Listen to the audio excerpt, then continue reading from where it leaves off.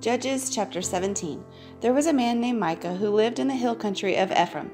One day he said to his mother, "I heard you place a curse on the person who stole 1,100 pieces of silver from you.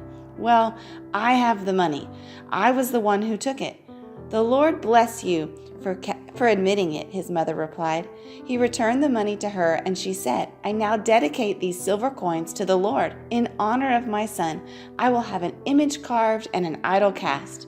So when he returned the money to his mother, she took 200 silver coins and gave them to a silversmith, who made them into an image and an idol. And these were placed in Micah's house. Micah set up a shrine for the idol, and he made a sacred ephod and some household idols. Then he installed one of his sons as his personal priest. In those days, Israel had no king. All the people did whatever seemed right in their own eyes. One day, a young Levite who had been living in Bethlehem in Judah arrived in that area.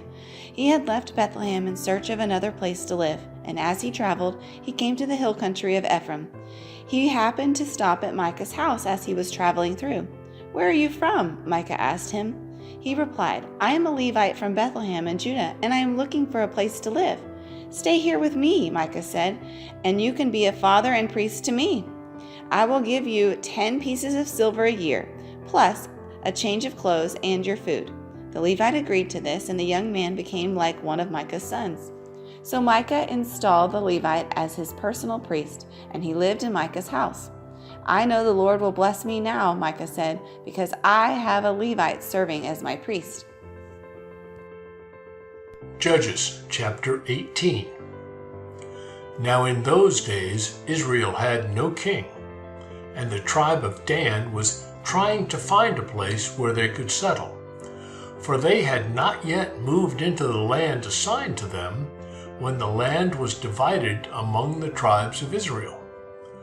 So the men of Dan chose from their clans 5 capable warriors from the towns of Zorah and Eshtaol to scout out a land for them to settle in. When these warriors arrived in the hill country by Ephraim, they came to Micah's house and spent the night there.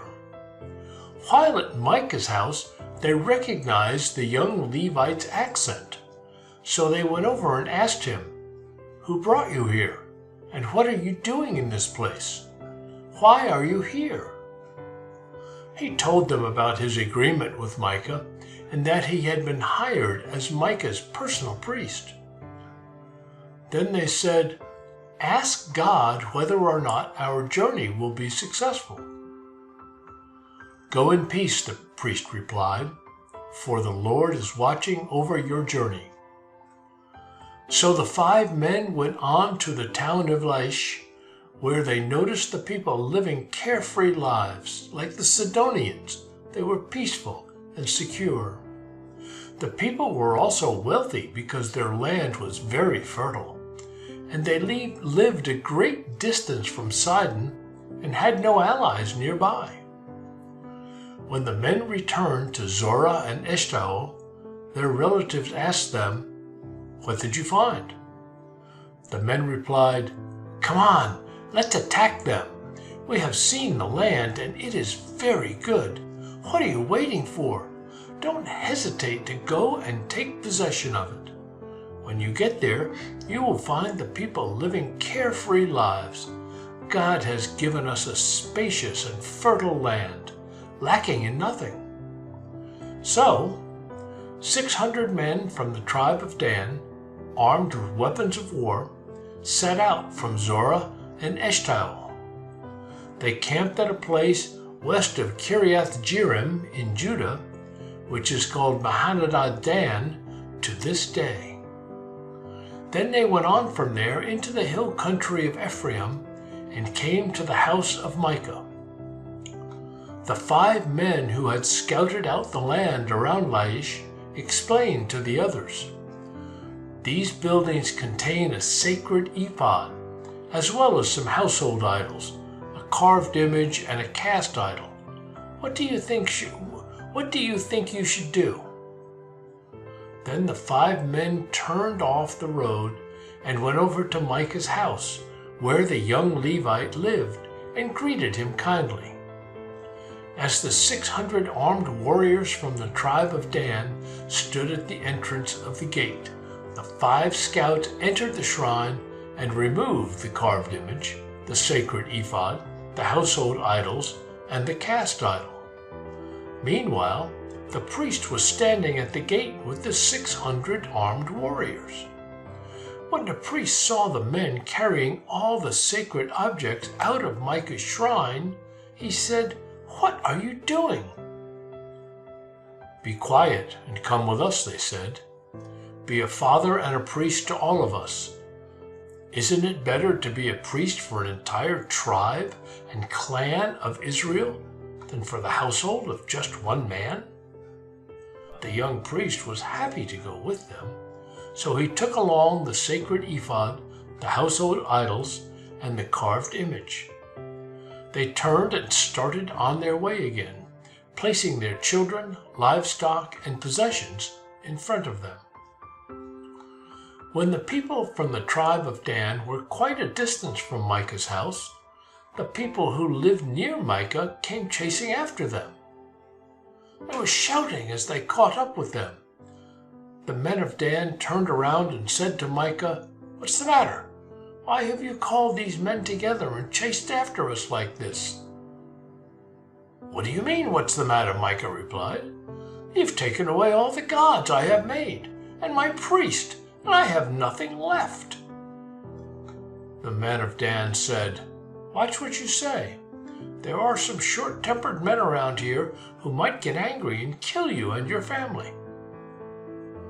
So the men of Dan continued on their way. When Micah saw that there were too many of them for him to attack, he turned around and went home. Then, with Micah's idols and his priest, the men of Dan came to the town of Laish, whose people were peaceful and secure. They attacked with swords and burned the town to the ground. There was no one to rescue the people, for they lived a great distance from Sidon and had no allies nearby. This happened in the valley near Beth Rehob. Then the people of the tribe of Dan rebuilt the town and lived there. They renamed the town Dan after their ancestor, Israel's son, but it had originally been called Laish. Then they set up the carved image, and they appointed Jonathan, son of Gershom, son of Moses, as their priest. This family continued as priests for the tribe of Dan until the exile. So Micah's carved image was worshipped by the tribe of Dan as long as the tabernacle of God remained at Shiloh. Judges chapter 19. Now in those days Israel had no king. There was a man from the tribe of Levi living in a remote area of the hill country of Ephraim. One day he brought home a woman from Bethlehem in Judah to be his concubine. But she became angry with him and returned to her father's home in Bethlehem. After about 4 months, her husband set out to Bethlehem to speak personally to her and persuade her to come back. He took with him a servant and a pair of donkeys. When he arrived at her father's house, her father saw him and welcomed him. Her father urged him to stay a while, so he stayed 3 days, eating, drinking, and sleeping there. On the 4th day, the man was up early, ready to leave, but the woman's father said to his son-in-law, "Have something to eat before you go." So the 2 men sat down together and had something to eat and drink. Then the woman's father said, "Please, stay another night and enjoy yourself." The man got up to leave, but his father-in-law kept urging him to stay, so he finally gave in, stayed the night. On the morning of the 5th day, he was up early again, ready to leave. And again the woman's father said, "Have something to eat, then you can leave later this afternoon." So they had another day of feasting. Later, As the man and his concubine and servant were preparing to leave, his father-in-law said, "Look, it's almost evening. Stay the night and enjoy yourself. Tomorrow you can get up early and be on your way." But this time the man was determined to leave. So he took his 2 saddled donkeys and his concubine and headed in the direction of Jebus, that is, Jerusalem. It was late in the day when they neared Jebus, and the man's servant said to him, "Let's stop at this Jebusite town, spend the night there." "No," his master said, "we can't stay in this foreign town where there are no Israelites. Instead, we will go on to Gibeah. Come on, let's try and get as far as Gibeah or Ramah, and we'll spend the night in one of those towns." So they went on. The sun was setting as they came to Gibeah, a town in the land of Benjamin, so they stopped there and spent the night. They rested in the town square, but no one took them in for the night.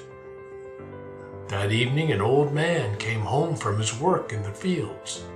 He was from the hill country of Ephraim, and he was living in Gibeah, where the people were from the tribe of Benjamin. When he saw the travelers sitting in the town square, he asked them where they were from and where they were going. "We have been in Bethlehem in Judah," the man replied. "We are on our way to a remote area in the hill country of Ephraim, which is my home. I traveled to Bethlehem, and now I'm returning home. But no one has taken us in for the night. Even though we have everything we need, we have straw and feed for our donkeys, and plenty of bread and wine for ourselves." "Well, you're welcome to stay with me," the old man said. "I will give you anything you might need. But whatever you do, don't spend the night in the square." So he took them home with him and fed the donkeys. After they washed their feet, they ate and drank together. While they were enjoying themselves, a crowd of troublemakers from the town surrounded the house. They began beating at the door and shouting to the old man, "Bring out the man who is staying with you so we can have sex with him." The old man stepped outside to talk to them. "No, my brothers, don't do such an evil thing, for this man is a guest in my house. Such a thing would be shameful. Here, take my virgin daughter and this man's concubine. I will bring them out to you, and you can abuse them and do whatever you like. But don't do such a shameful thing to this man." But they wouldn't listen to him. So the Levite took hold of his concubine and pushed her out the door. The men of the town abused her all night, taking turns raping her until morning. Finally, at dawn, they let her go. At daybreak, the woman returned to the house where her husband was staying. She collapsed at the door of the house and lay there until it was light. When her husband opened the door to leave, there lay his concubine with her hands on the threshold.